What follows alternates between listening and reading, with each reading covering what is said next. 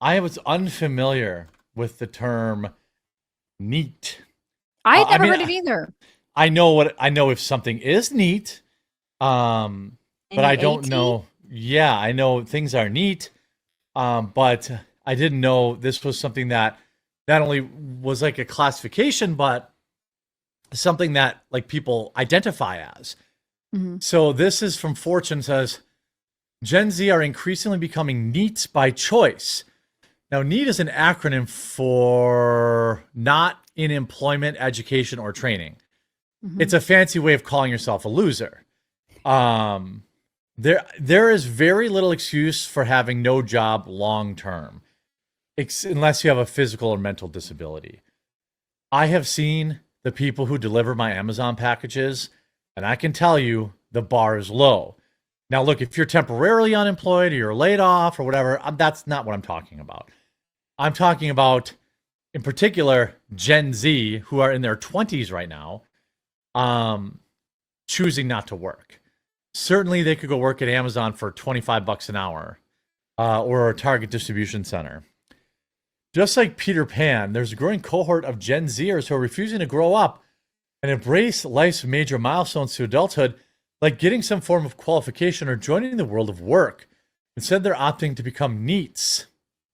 Now, obviously, you can't become a neat all on your own.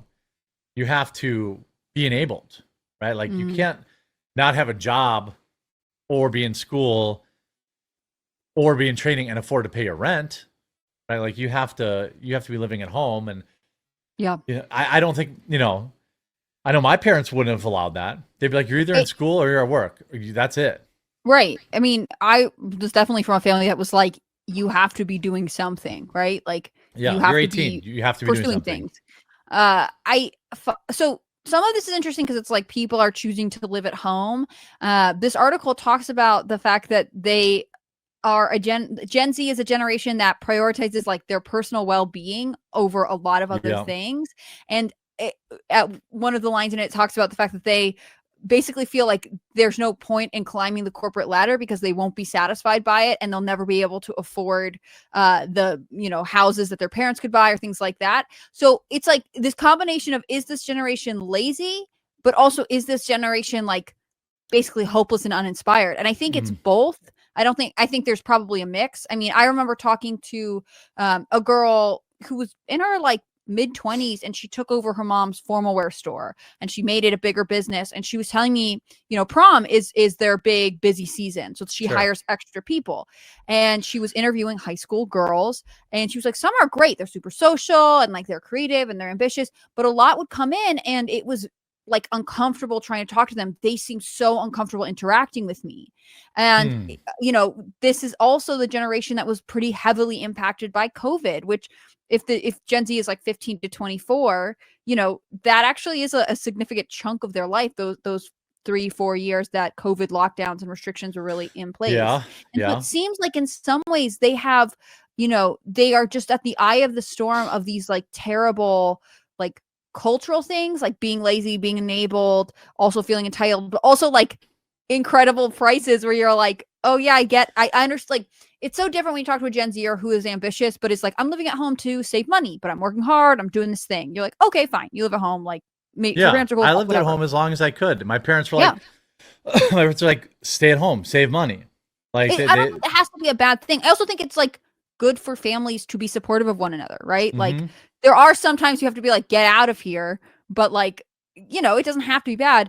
But then if you have Gen Zers who are like, well, I just don't see the point. I'll never be able to do anything. I'll never be able to save enough money. I'll never be able to get that job. It's impossible to get jobs. Like, that negative energy, sometimes I feel bad for them. And other times I'm like, you just have to tough it out. Like, you have to go try and do things. Yeah. Uh, You gotta like, when I was 18, you could rent an apartment with your friends and work part-time. mhm. Like I made like 7.25 an hour and I could afford my own apartment. That is, you could make triple that now and not afford it. Yeah. I'm not making excuses for them, but I can certainly tell that's wildly demoralizing. It's Yeah. like, I'm never getting out of this hellscape. Like, you're just Right. never. Now, these people also don't do anything to better their situation. they don't save. Maybe you can't rent, but you sure could be working 2 jobs, and you could be saving, and you could be, you know, saving up a down payment on a house. Right. You know, things Or like in this that. case, like you're living at home and you don't feel like you're getting hired for a job you want. Like, can you take a course, get certified in something that will help you be more employable? It seems weird. Like some of it is self-inflicted. I wonder if we're kind of, and you tell me what you think. So like at one point in American culture, it was weird for young people to live away from their family. There wasn't like this, like you turn 18, you go rent an apartment Yeah. and live with your friends or roommates or whatever else. Like you lived at home until you got married, or maybe you like bought the neighboring farm or started a business. Like it was much more common. People also got married younger or did all kinds of stuff younger. Then, and this happened through like the 50s and 60s, people started to like have a period where they were young adults living on their own. People talk about this with like the development of the Upper East Side, that lots of young women rented apartments together, and it changed the social scene there. It seems to me like now we're going through another kind of cultural evolution where when you turn 18, you don't have that same kind of excitement to be like, I'm going to go get my friends together and rent an apartment, or like, I'm going to live in my little college town and get a degree while I'm living in the dorms or whatever. Like those things are priced out. So what does this generation do? Because to me, like obviously being like, I'm just going to sit at home and I'm not going to study anything, I'm not going to work, is dooming yourself. But what should they be trying to do? Yeah, I mean, well, I think sometimes it's hard to, you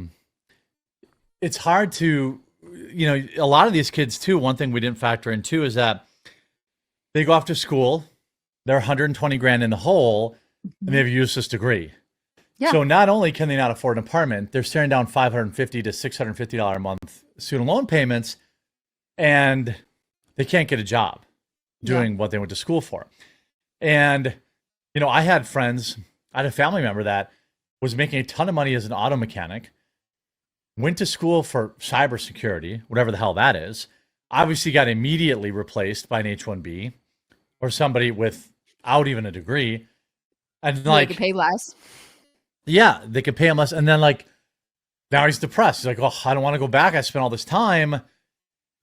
I don't know. Like the idea that like, you know, I don't think that we should be glorifying it. I don't think we should be allowing these people to call it being a NEET, because you are being unemployed. You are being depressed. You are being, you know, a drain on society. Unambitious. Yeah. Yeah. Like, so I don't think there's anything glamorous, cool, or NEET also doesn't roll off the tongue. Let's just call it a lame acronym. Like it's not that good. No, it doesn't fit well. There's a lot of just nonsense about it. And I don't know how you fix it. I mean, what do you think?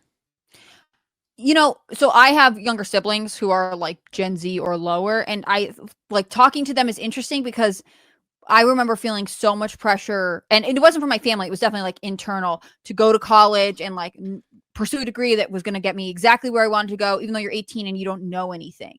And like, you don't know what you want to do, and you don't know what the workplace is going to look like. And I wish that young people would, instead of just like becoming more online and isolated, because that's what studies are showing us, right? Like Gen Z dates less, Gen Z drinks less, Gen Z, you know, spends more time on social media than any generation before, partially because they have it. I wish that they would just like have curiosity and explore things. Like it's interesting talking to my siblings and being like, well, what would you want to do for a little while? Or like, what's an associate's degree that you could pursue that will give you a nice starting salary so that you can travel, or that you can work on your art, or you can do whatever, you know? Like, I think trying to get young people to look at like the small steps, like, yeah, you may not be able to buy a house, like the same size house that your parents have tomorrow, but also neither could anyone at your age in any generation. Yeah. Right? Like, I lived in an apartment for a lot of years, and I worked 2 jobs and saved. I think that is a lost art. Yeah. These kids are growing up listening to Hassan Piker and all this stuff, and they're like, why should I work 2 jobs? It's America's, you know, I should only have to work 1 job to get all my needs met. And it's like, Yeah, that happens when you're later in life. The era, and by the way, you Democrats who sent all those great jobs that could do that overseas, this is the result of that. You used to be able to go get a manufacturing job at 18 and support a family. Those jobs don't exist anymore. Like my dad was a machinist at 18 and supported the family. You know what I mean? Like you can't do that anymore. And that's because of all the H-1Bs that we brought in, all the, outsourcing of jobs. And quite frankly, America's unquenchable thirst for cheap stuff. Yeah. We did this to ourselves. Cheap consumerism is bananas. And also this but you always need the next thing. I was thinking a lot about, obviously I just had a baby. And so there's 100,000 products you can get, but it is amazing. It goes from being well, you need all of these items, every single one. You have to have them, which some of them are great. Some of them are stupid. But then, especially if you have children, it's and each one of them needs their own room and each one of them needs all of these things. And then I just feel of course, that would start to feel like this impossible burden. And the reality is it's not true. Your kids can share rooms, you can buy hand-me-downs, you can, whatever it is. And especially for the 18-year-olds out there, I don't know. I just wish I liked school. I'm a nerd. So I appreciated being able to go to college and there were benefits for me. But if you're 18 and you don't want to do it, but you love Pilates, just work a job, save up, get your Pilates certification, and then go move to any city that you're interested in and go apply to whatever Pilates studio. You know what I mean? The thing you're doing at 18 doesn't have to be forever, and it should just be what you're interested in. That's the cool thing about being 18 in this country. You can then develop into your business or your career or whatever you want to do. But I think so much of it is the comparison is the thief of joy. These 18, 24-year-olds are well, I'm just doomed forever and I'll never get anywhere. And that's just everyone felt like that at 18 though. Yes. Yes. I felt like that too. And I was like, dang, I can't even afford gas or you're making all these changes, I also think that, corporate culture too. Corporate culture catered to this nonsense. Yeah. Where I'm Gen Z boss in a mini. I'm a all this insane bullshit. And it's oh, I work at a daycare. I get into the office, I get my espresso, and then I have my donut, and then I have all that went away. So even though those people were making no money, they weren't making very much money. They had all these crazy perks that just didn't actually matter to people that want to work hard. Yeah. What they found is that stuff appealed to lazy people. When I worked in basically a Silicon Valley job, we had all the same nonsense. Free beer Fridays, unlimited vacation for management, ping pong tables, arcade, foosball tables. I didn't give two rips about any of that. I came in, I went to work, I said, give me more money. It's always I don't care about that. Offices that are we have a ping pong table. It's so what? I'm allowed to do this during the day. Anybody using the ping pong table has too much time on their hands and should be working, or they should go home. Right. Why would you be there to play? Why would I hang out? If I have time for ping pong, I have time to leave work 10 minutes early. Yeah, that's how I was crazy. Yeah, and then I found out all the on Fridays we all have beer, and it's I would go have a drink with my friends. Never did it once in the office. It doesn't make any sense. We had that policy for the 4 years I was there. Never had one time, ever once. I was like, it's Friday. I'm getting the flip out of here. I'm going to the bar with my actual friends. I'm not hanging out with work people. You want to hang out with your workplace family? Come on, Jeremy. Well, no, bad. No. And second of all, if I had friends at work, which I had a few, we didn't want to hang out with other work people either. We would go to the bar across the street and pay for our drinks. There was no interest at all. And you know who the people that were there? They were the laziest workers. They were the lowest closers. They were the people that were always whining about their job.